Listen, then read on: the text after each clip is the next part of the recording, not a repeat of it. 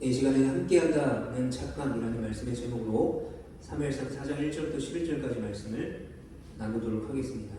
말씀에는 생명과 능력이 있습니다. 오늘 그 말씀에 우리가 전심으로 나아갈 때에 그 말씀이 우리의 생명이 되고 능력이 될 줄 믿습니다. 저는 가끔 이런 생각을 해봅니다. 만약에 내가 12제자 중에 한 사람이었다면 얼마나 좋을까? 그런 생각 해보신 적 없으신가요?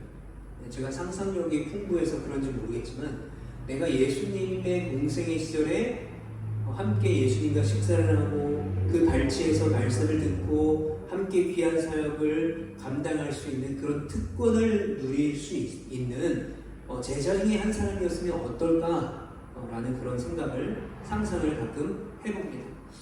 자, 그렇다면 여기서 제가 퀴즈를 하나 드리겠습니다. 예수님의 12제자들이 있었죠. 직업도 다르고 살아온 배경도 다르지만 내가 너희를 사람을 낳는 어부가 되게 하겠다라고 말씀하신 예수님의 그 부르심에 순종한 12명의 제자들.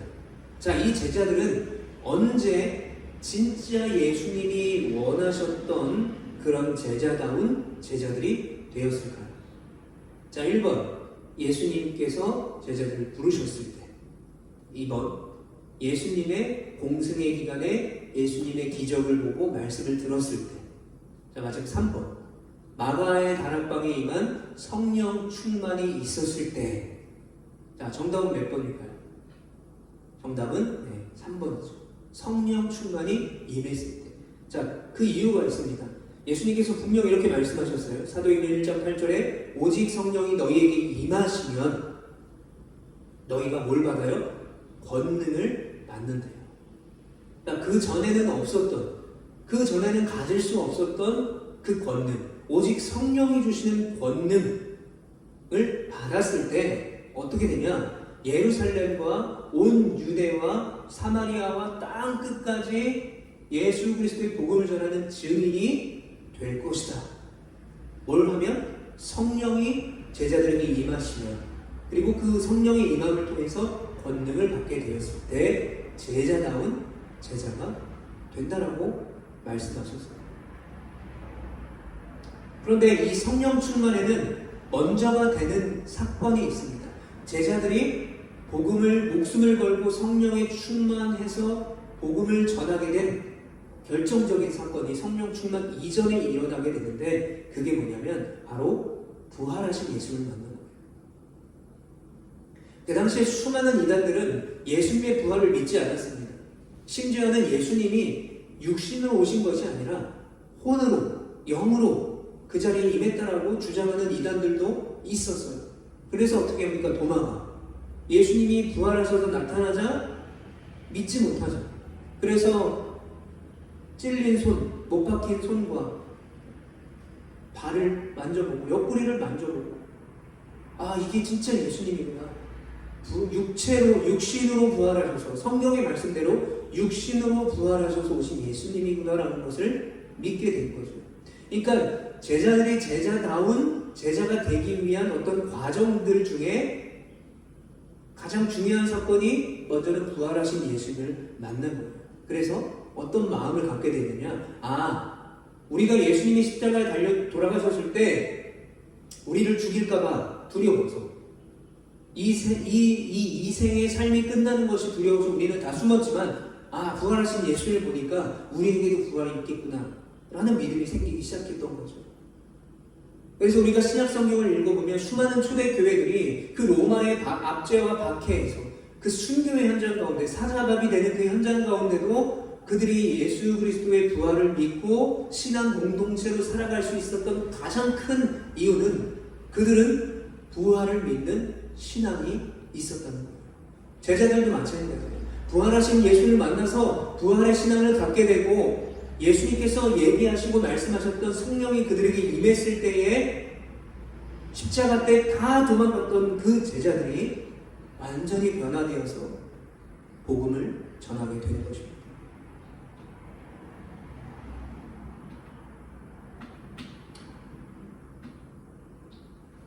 자, 우리가 성령을 이렇게 표현합니다. 상담자, 위로자, 돕는 자. 그래서 상담하시고 우리를 위로하시고 돕는다는 거예요. 그게 성령님의 특징입니다. 그런데 헬라어로 보게 되면 파라클레토스라는 단어를 쓰고 있어요. 파라클레토스. 그러니까 이 파라라는 말은 뭐뭐 옆에서 라는 말이에요. 그러니까 우리의 옆에 계시는 분이 누구예요? 바로 보혜사 성령님이라는 거예요. 이게 성령님의 특징입니다. 그리고 이 보혜사라는 말, 이 파라클레토스라는 말은 예전에 고대의 법률 용어로 쓰였다고 해요. 예전에는 어떤 억울한 죄를 당하거나 또는 억울한 죄의 누명을 쓴 사람이 피고가 되면 그 피고가 그 죄를 짓지 않았다라는 증인, 확실한 증인을 법정에 세울 수가 있었어요. 그러니까 그 죄를 지은 피고의 죄를 대신 증언해주는 증인, 파라클레토스라는 단어를 쓰고 있어요. 그러니까 성령님이 어떤 역할이냐, 변호사, 중재자라는 뜻을 가지고 있는 거예요. 그리고 우리의 죄악 가운데 우리가 온전한 하나님의 길로 걸어갈 수 있도록 우리 옆에 계셔서 상담하고 위로하시고 돕지만 결국 어떻게 하시냐, 우리의 죄를 변호해 주시고 우리가 죄의 길로 더 이상 가지 않고 은혜의 길로 갈 수 있도록 도와주시는 분이 바로 성령님이라는 거예요. 자, 오늘은 성령 강림주일입니다. 우리 기독교 대한 성결교회에서 지키는 성령 강림주일. 그럼 우리가 기억해야 될 것은 무엇이냐? 결국 제자들이 제자다운 제자가 되었을 때, 그때가 언제냐면 성령님과 함께 있을 때, 더 나아가 예수 그리스도의 부활을 믿을 때, 사명을 감당할 수 있었다는 거예요. 그래서 우리도 이 성령 강림 주일을 보내면서 그냥 막연히 우리에게 성령을 보내주세요, 우리에게 성령 충만을 허락해 주세요 라고 기도하는 것도 중요하지만, 우리의 상담자가 되시고 위로자가 되시고 돕는 자가 되시고 우리의 죄 가운데 우리를 증언하시는, 증인해 주시는 그 성령님과 내가 동행하고 싶다라는 그 간절한 기도로 이 성령 강림 주일에 나아가야 될 것입니다. 자, 오늘 본문까지의 역사적인 흐름을 한번 요약해 보겠습니다. 오늘 본문 사무엘상 4장까지의 내용을 보게 되면 창세기부터 거슬러 올라가야 됩니다. 자, 창세기 이제 49장, 48장, 50장 쪽에 보면 이제 요셉이 등장하게 되는데, 이 요셉을 모르는 애굽의 세 왕이 등장을 합니다. 그리고 이스라엘 백성들은 그곳에서 어떻게 됩니까? 그 고센 땅에서 잘 먹고 잘 살다가 하루아침에 그곳에서 종살이를 하게 되죠. 그러나 하나님께서는 모세라는, 우리가 수요 기도회 때 계속 나누고 있지만, 모세라는 이스라엘의 지도자를 세워서 그들을 결국 출애굽하게 하시죠. 그런데 이 모세는 광야에서 120세의 나이에 죽게 됩니다. 그리고 모세에 이어서 여호수아가 이 이스라엘 백성들을 이끌고 가나안 땅에 들어가서 가나안 땅을 정복하죠. 그리고 이 이스라엘 백성들은 가나안 땅에 들어가서 지파별로 이제 땅을 배분받게 됩니다. 자, 그런데 여기서 가장 중요한 것은 뭐냐면, 이 모세라는 탁월한 리더, 하나님이 토부, 가장 선한 것들을 통해서 이 모세를 예비하셨고 그 모세에게 지혜를 주셔서 이스라엘 백성들을 이끌게 하셨는데, 그 모세가 죽었어요. 그럼 이제 후계자, 그 뒤에 리더가 굉장히 중요하지 않겠습니까? 그런데 하나님께서는 여호수아라는 걸출한 리더를 세워주셨어요.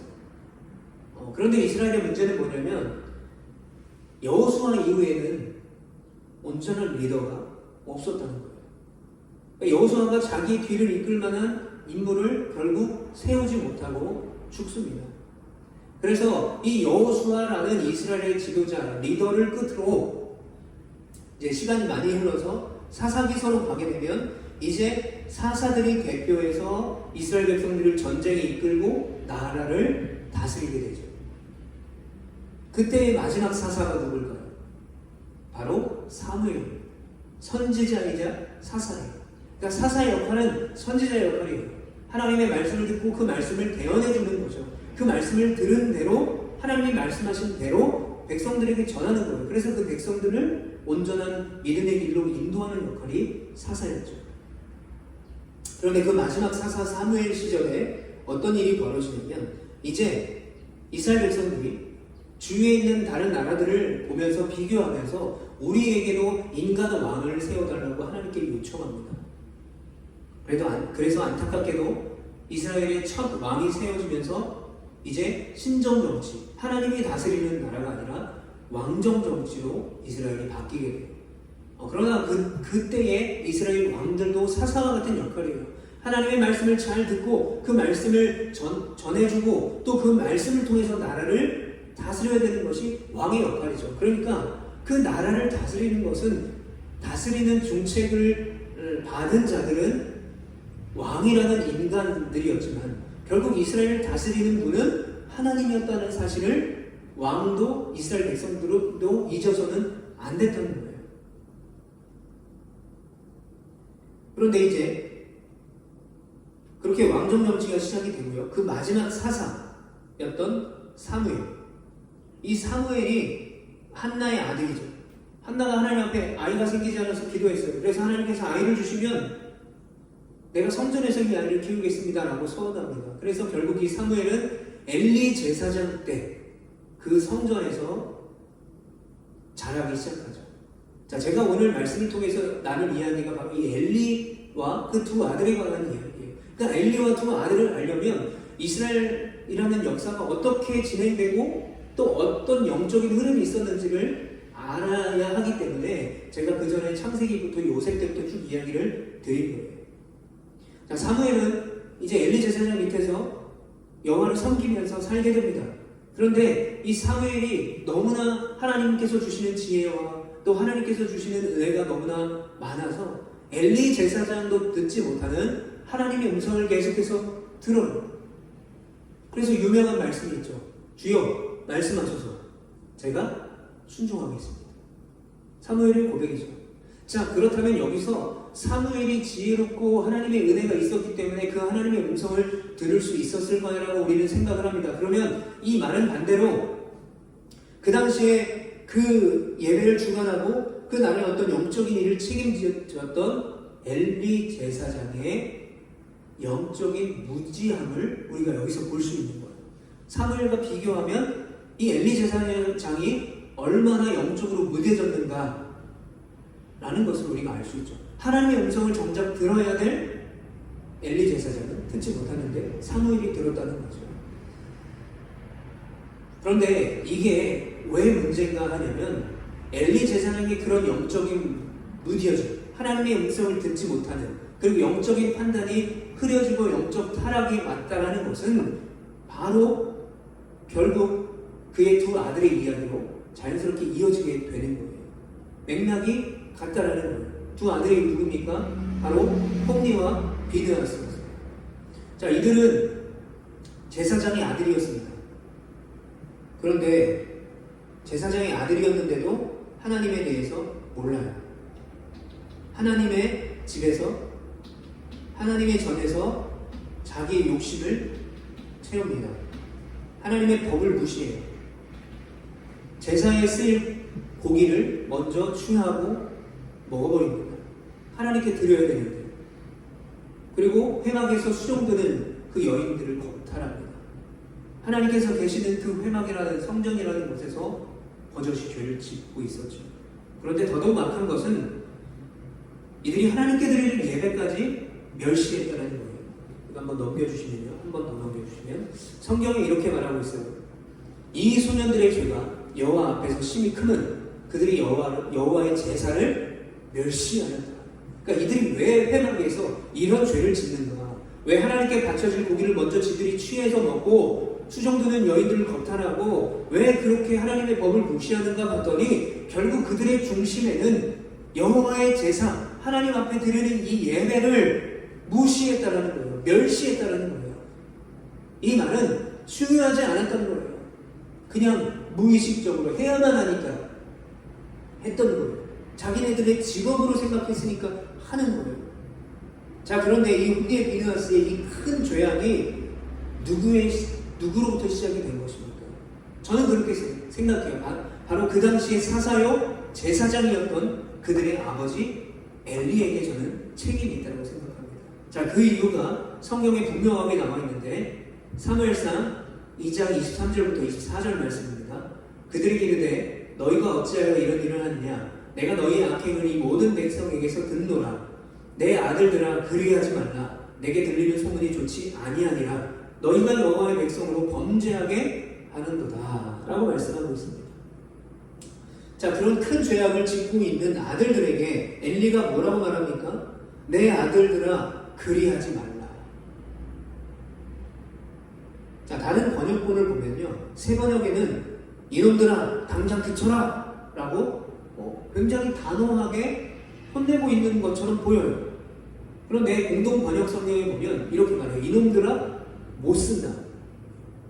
그러니까 우리가 뭐 흔히 이제 애기들이 뭐를 이렇게 막 만지려고 그러면은 에이 지지 하잖아요. 이게 적극적으로 말리는 게 아니죠. 지지 할 게 아니라 하지 말라고 떼어내야죠. 그 위험한 것에서. 그러니까 지금 이 엘리의 훈육의 정도는 그 정도라는 거예요. 아, 그러지 마. 아, 그러지 마, 못 써. 너희가 그러면 내가 뭐가 돼? 이 정도라는 거예요. 그러니까 엘리의 자신의 두 아들이 그렇게 죄악 가운데 있었지만 하나님의 말씀으로 그들을 가르치지 않았다는 거예요. 그럼 왜 아버지 엘리는 그들을 제대로 훈육하거나 가르치지 않았을까요? 성경에 정확하게 나와 있지는 않지만 우리가 지금까지 이야기를 미루어 살펴본다면 바로 이 엘리 제사장의 어떤 영적인 타락과 무지를 아들들도 보아왔다라는 거예요. 어쩌면 아버지가 하던 일을 그대로 배웠을 수도 있는 거예요.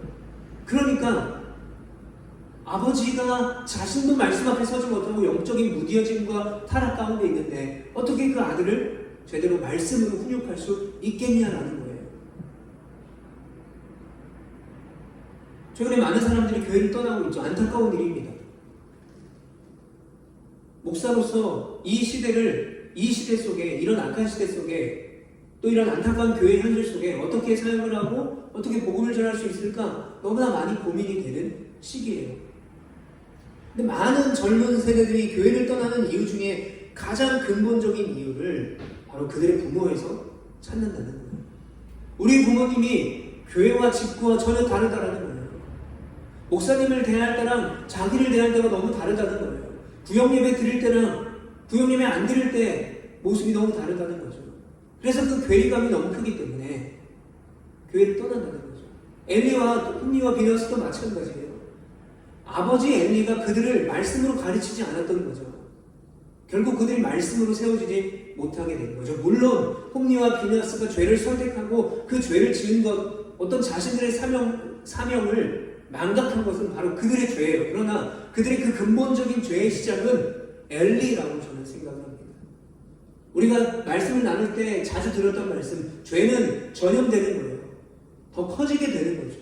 엘리의 죄가 아들들에게 말씀으로 제대로 가르쳐지지 못하고 그 죄가 컨트롤되지 못하니까 눈덩이처럼 커진 거죠. 그래서 성경에 보면 그들이 자기 아버지 말을 듣지 아니하였으니 이는 여호와께서 그들을 죽이기로 뜻하셨습니다.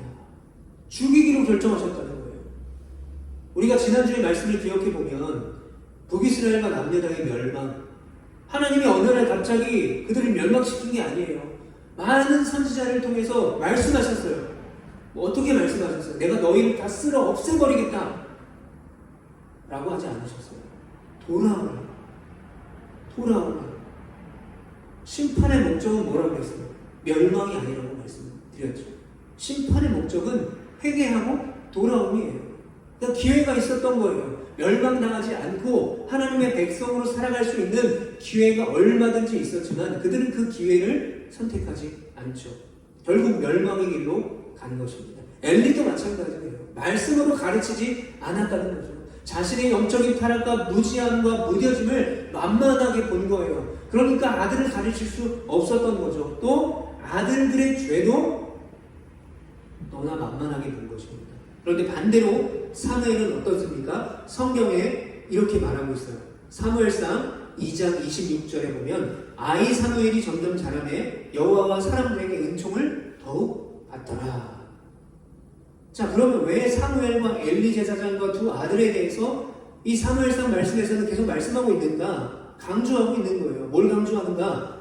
사무엘의 뛰어남보다는 엘리 제사장의 영적인 타락을 말해주고 있는 것이죠.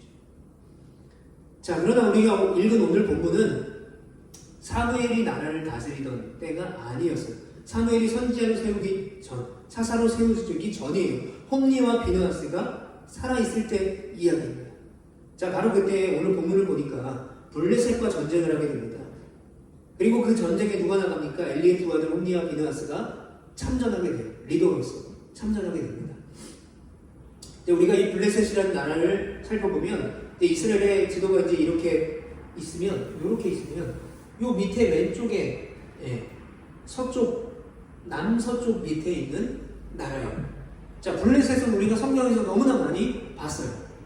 우리가 사사기에 보면 사사 삼갈이라는 사람이 블레셋 사람 600명을 죽입니다. 그리고 우리가 잘 아는 머리카락이 잘려서 힘을 잃어버린 삼손도 평생 대적하고 싸운 나라. 마지막에 묶여있을 때, 두 눈을 잃고 묶여있을 때에 그 가운데 수많은 블레셋 사람들을 죽이지 않습니까?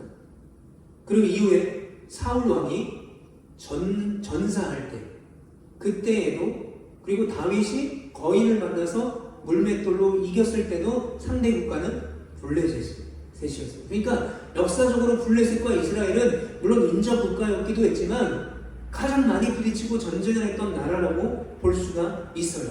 자, 그래도 오늘 본문을 보게 되면 이스라엘과 블레셋은 두 번을 전쟁을 하게 됩니다. 근데 첫 번째 전쟁은 이스라엘이 패했어요. 2절 말씀에 보면 블레셋과 전쟁에서 4,000명이 전사합니다. 그리고 이제 1차 전쟁이 끝나고 블레셋과의 전쟁에서 완벽하게 패한 이스라엘이 장로들이 모여서 리더 그룹이 모여서 회의를 하는 거예요. 왜 우리가 졌는가? 그럼 우리가 어떻게 이길 수 있는가? 라는 것을 회의를 하는 거죠. 그리고 그 회의를 하고 결론을 내렸는데 뭐라고 결론을 내냐면 우리가 전쟁에 진 것은 법궤가 없어서요. 우리가 만약에 법궤를 가져와서 전쟁을 하면 우리는 반드시 이길 거야 라고 말해요. 이들은 굉장히 그게 지혜롭고 뛰어나고 하나님이 우리에게 지혜를 주셨구나, 우리를 승리하게 하시겠구나 라고 생각했지만 결론은 어떻게 됩니까? 완벽하게 더 심각하게 전쟁에서 패하게 돼요. 여러분, 법궤는 하나님의 임재를 상징합니다.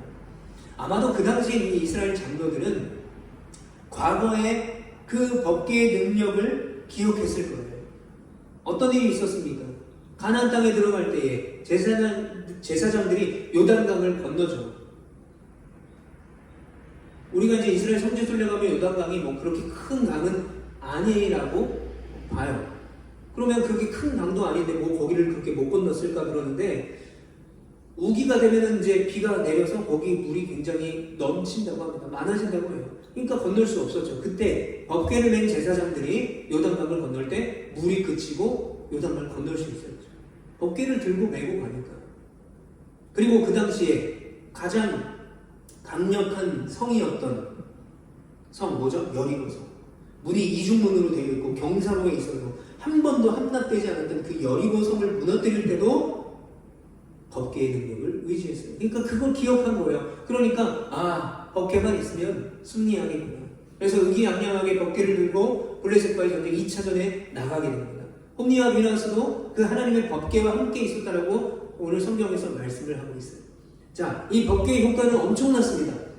이 수많은 블레셋 군대들을 다 이기고 승리해서 단 한 명의 이스라엘 전사들은 죽지 않았죠. 아니죠. 법궤의 효과는 어땠냐면 소식을 블레셋이 듣게 됩니다. 이들이 이제 법궤를 가지고 전쟁에 나올 거다. 그러니까 블레셋 사람들이 두려워 벌벌 떠는 거예요. 법궤는 하나님을 상징합니다. 이들도 알았던 거예요. 이방 나라였던 블레셋 사람들도 알았던 거예요. 이 하나님의 법궤가 뭘 의미하는지. 그리고 이 하나님이라는 전능하신 하나님이 그 당시에 가장 힘이 세고 가장 강했던 나라 애굽에서 어떻게 이스라엘 백성들을 인도하셨는지를 너무나 잘 알고 있었던 거예요. 그러니까 하나님의 임재를 상징하는 그 법궤, 그러니까 법궤 자체가 두려운 것이 아니라 그 법궤에 임한 하나님의 능력, 하나님의 임재가 두려웠던 것이죠. 그런데 우리가 성경 8절 말씀 이렇게 쭉 읽어보면 블레셋은 두려웠지만 절치부심합니다. 전사들아 우리가 나가서 싸우자. 막 결단합니다. 우리가 싸울 수 있다, 이길 수 있다 결단합니다. 자, 이 전쟁의 결과는 1차전에 4,000명이 전사했죠. 그런데 2차전에 자신만만하게 덮개를 들고 갔던 이스라엘 백성들이 대패하는데 1차전에 4,000명 죽었는데 2차전에는 3만 명이 죽어요. 거의 7배죠. 그런데 이때 엘리의 아들이었던 홈니와 비느하스도 죽게 됩니다. 자, 근데 더 큰 문제가 있었죠. 아까 넘겨주셨던 이 덮개를 블레셋이 가져간 거예요. 전쟁에 졌고 1차전보다 7배나 많은 사람들이 전사를 했는데 더 치욕적인 것은 하나님의 임재를 상징하는, 아니 이스라엘 백성 자체를 상징하는 이 덮개까지 빼앗겨버린 거예요. 11절에 하나님의 괴는 빼앗겼고 엘리의 두 아들 홈니와 비느하스는 죽임을 당하였더라. 어쩌면 이 죽음은 예상되고 있던 거예요. 왜요? 하나님이 그들을 죽이기로 뜻하셨다는 거예요. 왜요? 하나님의 말씀을 듣지 않고 돌아가지 않았기 때문에. 여러분, 그래서 우리에게 필요한 것이 있어요. 지난주에도 제가 말씀을 나눴지만 우리가 말씀을 들을 때, 또 묵상할 때, 말씀을 읽을 때 가장 먼저 우리가 가져야 될 자세는 뭐라고 말씀드렸죠? 이 말씀 나에게 한 겁니다. 이 말씀은, 그러니까 축복의 말씀은 때로는 이 축복의 말씀은 나를 향한 하나님의 축복의 메시지구나, 우리를 향한 축복의 메시지구나, 우리 교회를 향한 축복의 메시지구나 얼마든지 생각할 수 있어요. 그러나 심판의 메시지, 경고의 메시지는 이건 나를 향한 말씀이야 라고 우리가 받아들이기는 참 쉽지가 않은 것 같아요. 왜요? 많은 사람들이 나는 아니라고 생각해요. 이 말씀은 나를 향한 경고의 메시지가 아니라고 생각을 해요. 그래서 우리에게 필요한 것은 이 말씀은, 이 경고의 메시지, 훈계의 메시지는 나를 향한 말씀이구나. 자기 반성이 필요한 거예요. 말씀을 통해서 나를 객관화하는 거예요. 그러니까 주관적으로 생각하는 게 아니라 말씀을 통해서 말씀이라는 거울을 비추어 봐서 이게 잘못됐고 여기에는 뭐가 묻었고 안경은 삐뚤어졌고, 그러니까 나의 죄의 모습, 연약한 모습을 말씀이라는 거울 통해서 계속해서 발견하고 회개하고 반성해야 되는 거예요. 근데 많은 사람들이 듣는 귀가 없어요. 내가 무조건 맞다고 생각해요. 분명히 내가 죄 가운데 있지만 그 죄를 지적하는 말씀이 들려도 회개하지 않아요. 오늘 본문의 엘리에게도 홈니와 비느하스에게도 공통점이 있었어요. 하나님 앞에 그 영적인 타락과 죄악을 회개하지 않았다는 거예요. 자기 반성이 없었던 거예요. 그러니까 어떻게 됩니까? 결국 처참한 결말을 맞이하게 돼요. 얼마 전에 이제 신천리에 있는 게스트하우스에서 신천리 주민 몇 분들과 대화를 한 적이 있었습니다. 근데 한 분이 교회에 대해서 이제 여러 가지 이야기를 하셨는데 이분도 이제 교회를 다니지는 않지만 교회에 굉장히 관심이 많으신 분 같아요. 근데 이런 이야기를 하셨어요. 코로나 때 이 동네 할머니들이 교회를 가셨다가 코로나에 걸려서 돌아가신 분들이 계시다라는 거예요. 그러니까 그분은 이제 그런 심각한 전염병이 있을 때 왜 교회에서는 사람을 오라고 했고 왜 그분들은 교회에 가서 그런 일을 당하냐라고 어떻게 보면 교회를 비판하는 말씀이었어요. 근데 이제 목사라는 걸 알고 계시는데 그런 얘기를 한다는 것은 뭐예요? 들어보라는 거죠. 들어보라는 거예요. 필요한 게 있으면 바꾸라는 거죠. 물론 저는 그 이야기를 들으면서 한편으로는 이런 국률한 마음을 가졌어요. 이 시골 교회가 만약에 코로나 때문에 문을 닫으면 어쨌든 운영도 어려울 뿐만 아니라 이들에게 예배를 드리게 할 수 있는 방법이 없었던 거죠. 큰 교회 같은 경우에는 온라인 예배를 드려도 되지만 또 할머니들이니까 그 온라인 예배에 접속하는 것도 쉽지 않았을 거예요. 그래서 저는 그 교회의 입장도 그 목사님의 입장도 10분 이해를 합니다.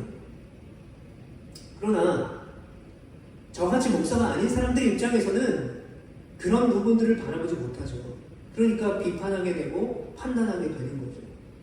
그러니까 저는 한 번 더 이 부분을 객관적으로 좀 판단한다면 이건 목회자의 실수라고 저는 생각해요. 잘못은 아니지만 실수라고 생각을 합니다.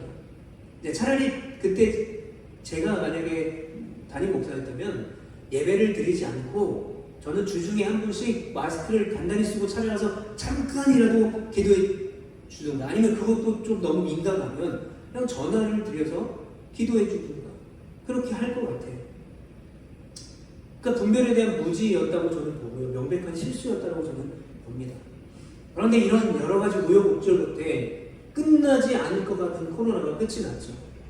그리고 코로나가 딱 끝이 나니까 많은 목회자들이 이렇게 이야기를 했다고 조사가 되었습니다. 결국 개혁의 대상은, 변화를 이루어야 될 대상은 그 말씀을 듣는 성도들이 아니라 자신들이었다는 걸 깨달았다는 거예요. 왜 깨달을 수 있었을까요? 코로나라는 것이 딱 닥치니까 예배도 드릴 수 없어요. 할 수 있는 게 아무것도 없는 거죠. 그런데 그 전에 어떻게 했습니까? 다 자기들이 할 수 있다고 믿었던 거예요. 자기 반성 없이 살다가 코로나라는 어려움을 딱 겪고 나니까 반성을 하기 시작하는 거예요.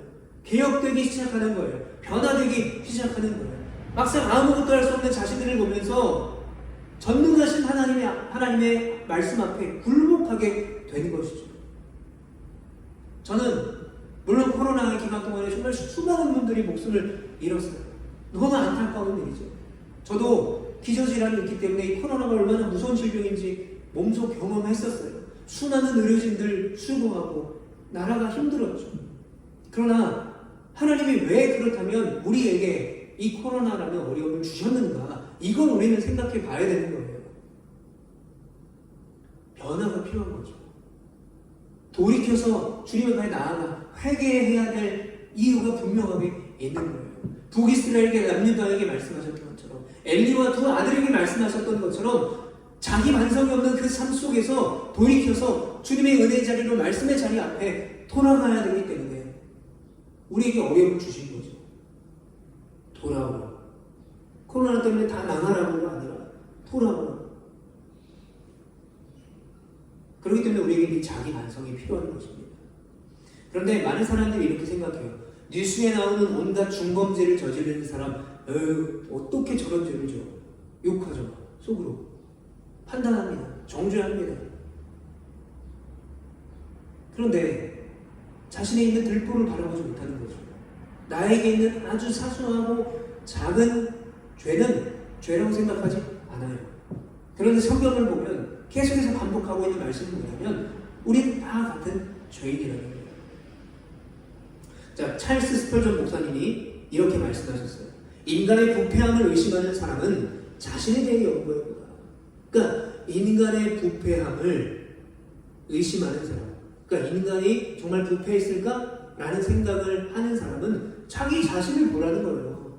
왜요? 자기 자신을 보면 인간이 부패했구나, 인간이 죄덩어리구나 라는 것을 저절로 깨닫게 된다는 거죠.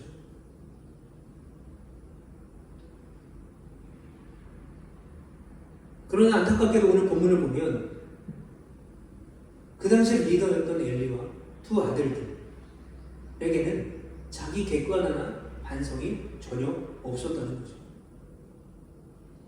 그래서 그냥 법궤만 들고 나가면 이길 수 있다라고 착각을 한 것입니다. 자, 그런데 이들이 이렇게 된 이유, 앞서도 제가 엘리의 책임에 대해서 말씀을 드렸지만 우리가 사사기 2장 10절을 보면 이렇게 말해요. 그 세대 사람도 다 그 조상들에게 돌아갔고 그 후에 일어난 다른 세대는 여호와를 알지 못하며 여호와께서 이스라엘을 위하여 행하신 일도 알지 못하였다. 자, 왜 이렇게 죄가 만연한 시대가 되었을까?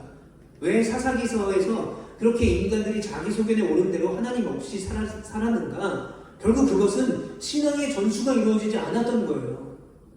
뭐예요? 그 세대의 사람들, 하나님을 잘 알고 하나님을 온전히 믿었던 세대들은 조상으로 돌아갔다는 거예요. 그런데 그 후에 일어난 세대는 다른 세대가 되어버렸다는 거예요. 하나님을 모르는 세대, 하나님의 은혜를 모르는 세대.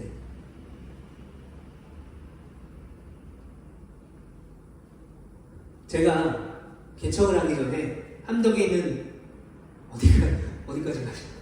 함덕에 있는 저희 장인어른이 담임으로 계신 교회를 섬겼었어요. 그때 여름에 되면 서울의 큰 교회에서 청년들이 이제 전도를 하러 옵니다. 이제 교회 이름으로 전도를 하러 오죠. 우리 함덕에 있는 제주 해변교회 이름으로. 그럼 초등학교와 이제 노예관 정도를 중점적으로 해요. 근데 안타깝게도 이 어린이 사역은 거의 할 수가 없었어요. 준비는 정말 많이 해왔는데 할 수가 없었어요. 왜냐면 저희 그 제주 해변교회가 함덕초등학교 바로 앞에 있는데, 바로 옆에 있는 거죠. 근데 학부모들이 민원이 빗발쳤다는 거예요. 그래서 교감 선생님까지 나와서 전도를 못하게 했었어요. 여러분, 이게 지금의 현실이에요. 예전에 제가 청년일 때만 해도, 뭐 물론 한 20년 정도 가까이 되겠죠.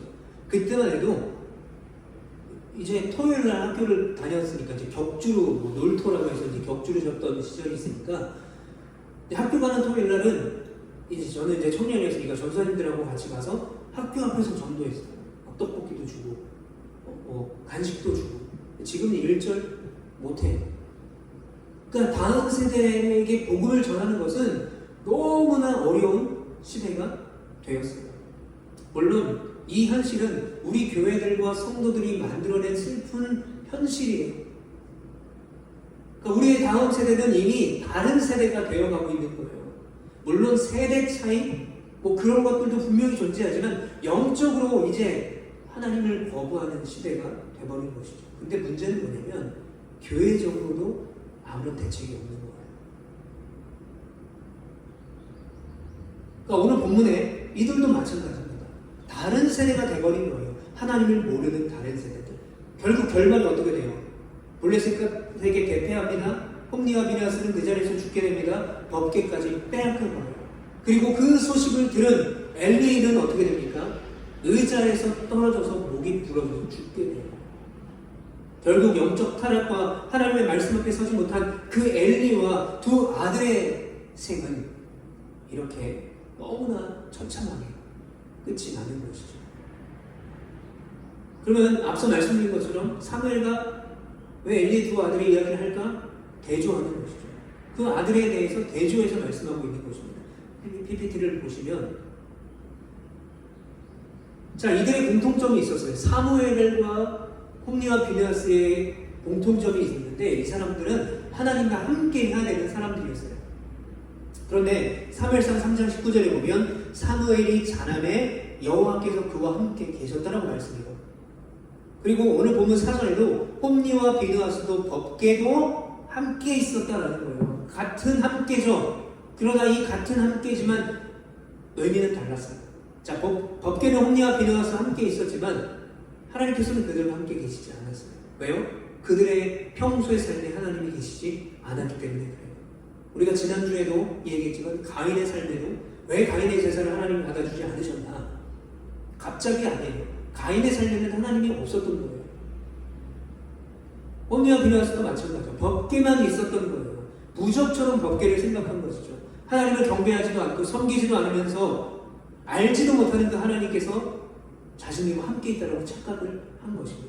함께 한다는 착각을 한 거예요. 그러나 하나님께서는 사무엘과는 함께 계셨습니다.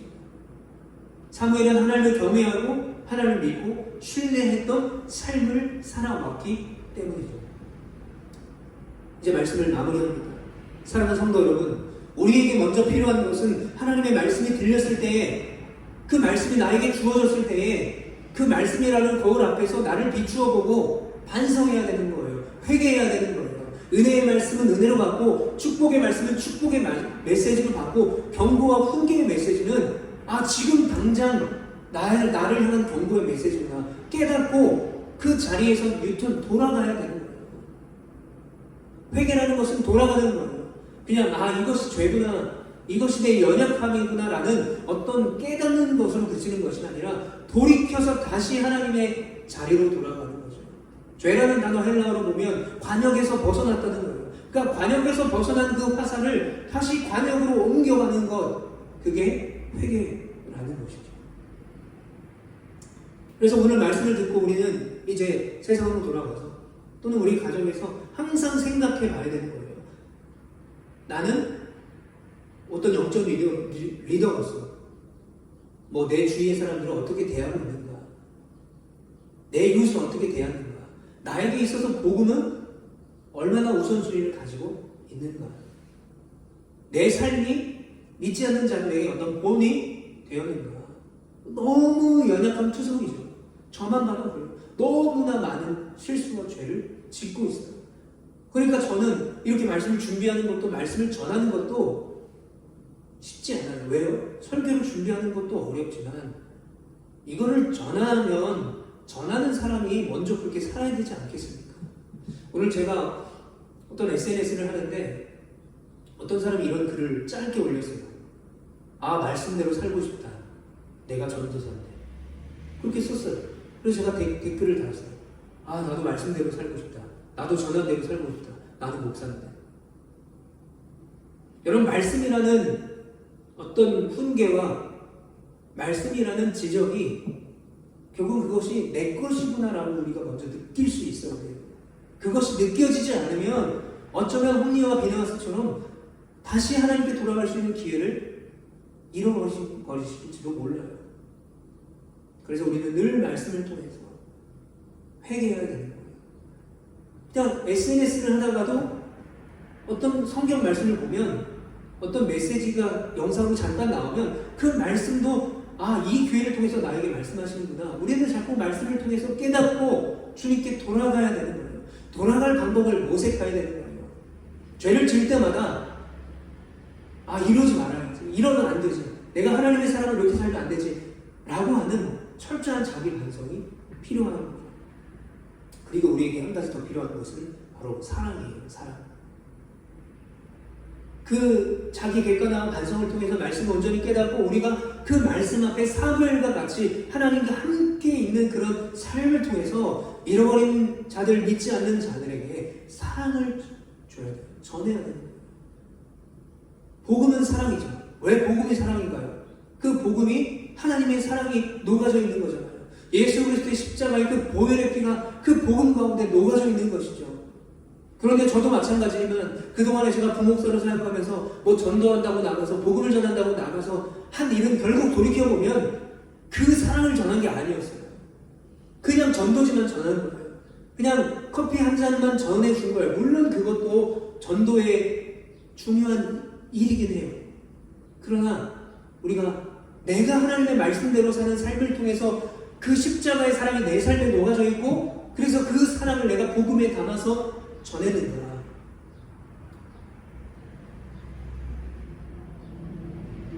그 사랑과 그 은혜가 나한테 없는데 하나님이 함께 계시다는 착각으로 그렇게 전도하고 말씀을 전하고 신앙생활하고 있는 건 아닌가. 철저하게 반성하고 회개해야 될 때라고 저는 생각을 합니다. 그래서 우리 제주모아교회가 또 이곳에 예배드리는 우리 귀한 하나님의 성도님들께서는 하나님의 말씀이 들려질 때마다 아, 나는 하나님과 함께 있어 라는 어떤 자신만만한 어떤 주관적인 판단보다는 하나님의 말씀을 통해서 들리는 자기 객관화와 반성을 통해서 날마다 회개하며 하나님께 돌아가 하나님과 동행하는 삶을 통해서 사랑이 듬뿍 담긴 그 복음을 전하는 데 귀하게 쓰임받을 수 있는 우리 로아교회 저와 여러분들 되시기를 간절히 축복합니다. 기도하겠습니다.